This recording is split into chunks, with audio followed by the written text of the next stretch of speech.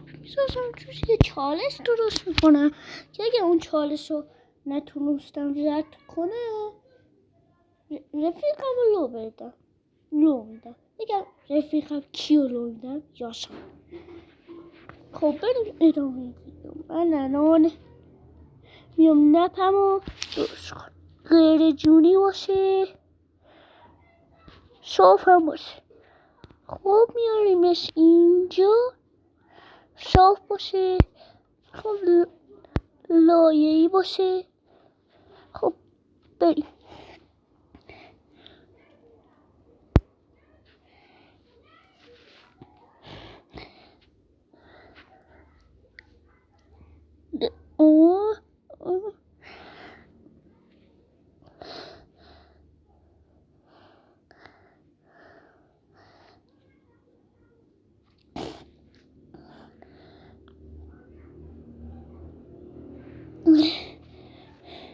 خیلی درخت کردم به تو واقعیت.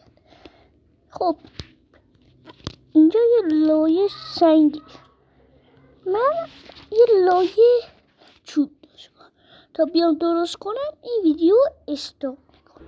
خب بچه ها چالش رو ساختیم، حالا بریم انجامش بدیم. 1 2 3.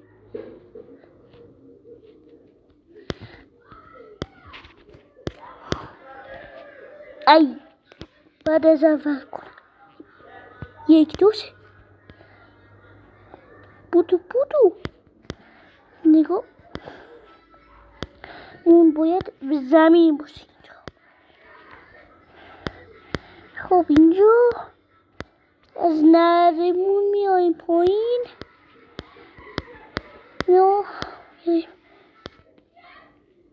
باختی. باید به کجا برسم که برنده شم آخه؟ به اونجا که از این ردستون خطی ها دو تا از این چیز مثلی ها. باید به اینجا برسم. آره خیلی سخته. چه چاله سختی دارم ساختی.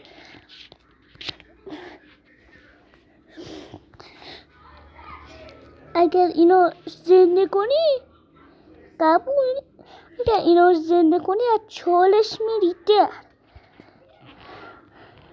موقعی. آره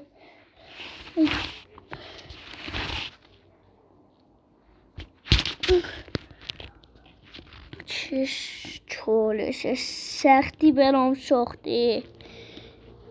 یعنی تو بلد نبودی یه چالش سخت برام درست کنی؟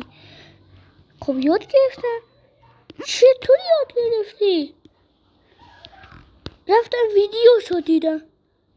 یعنی چی؟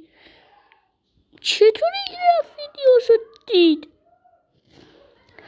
رفت ویدیوشو دید یاد گرفت. چیه؟ سلام. چیه؟ سلامت؟ خودم میتونم واسه خودم بریزم.